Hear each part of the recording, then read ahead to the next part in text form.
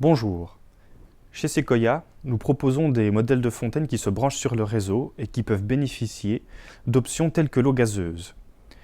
Alors après un certain temps d'utilisation, vous allez remarquer que la fontaine ne fabrique plus d'eau pétillante. Et c'est le signe qu'il faut changer la bouteille de gaz qui se trouve à l'intérieur de la fontaine. Cette vidéo est donc un tutoriel pour détailler toutes les manipulations qui permettent de changer à l'intérieur de la machine la bonbonne de gaz. Alors, une fois que vous avez débranché électriquement votre fontaine, l'objectif est d'accéder à la bouteille de gaz qui se trouve derrière la façade, à l'intérieur de la machine.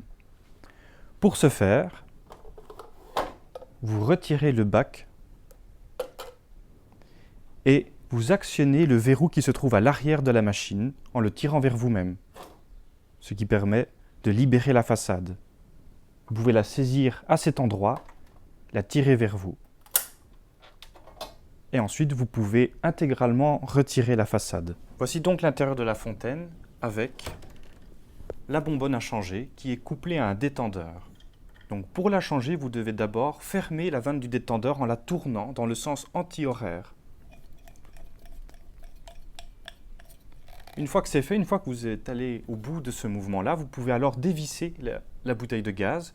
Elle fera probablement un pchit. Soyez rassurés, c'est absolument sans conséquence, c'est juste du gaz résiduel. Vous voyez ?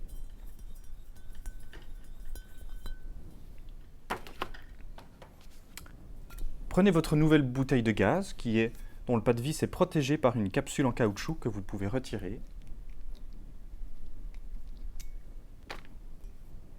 Et en faisant très attention à bien la tenir de façon verticale, vous pouvez la rebrancher au détendeur en la vissant jusqu'au bout.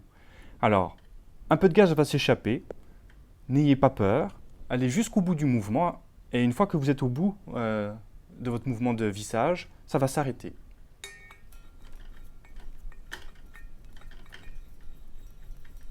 Vous voyez, un peu de gaz est sorti, c'est absolument sans conséquence. Une fois que vous l'avez vissé jusqu'au bout, vous pouvez à nouveau ouvrir le détendeur en le tournant dans le sens horaire, cette fois-ci.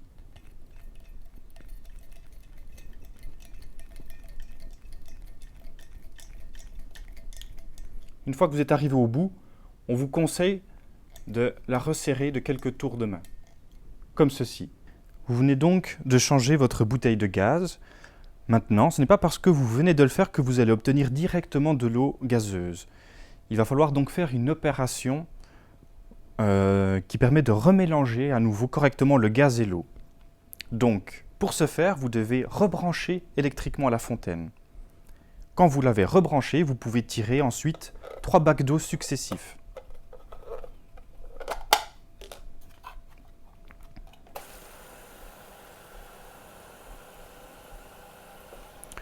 Vous entendez donc la pompe se mettre en route. Et avant de tirer un nouveau bac, attendez systématiquement que le moteur ait fini de tourner.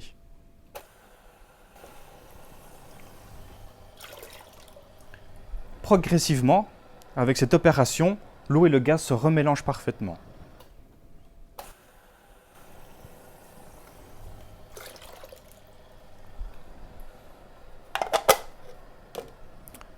Une fois que ceci est fait, vous pouvez donc goûter votre eau et vérifier à quel point elle est gazéifiée. Vous venez donc de goûter l'eau. Et maintenant, s'il n'est pas tout à fait à votre goût, il s'agit d'affiner le réglage pour qu'elle soit parfaitement adaptée à ce que vous souhaitez. Vous avez donc deux symboles, un symbole moins, un symbole plus sur la molette. Si vous estimez qu'il y a trop de bulles dans votre eau, tournez dans la direction du moins, dans le sens anti-horaire, goûtez l'eau.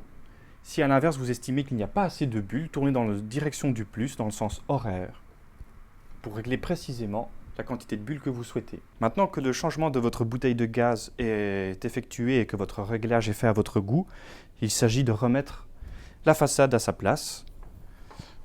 On commence par fixer le bas en l'insérant dans l'encoche métallique prévue à cet effet. Une fois que cette étape est réalisée, vous pouvez clipser le sommet. Entendez bien le clac qui signifie que le sommet est verrouillé. Et ensuite, vous pouvez remettre le bac à sa place. Voilà, le tour est joué.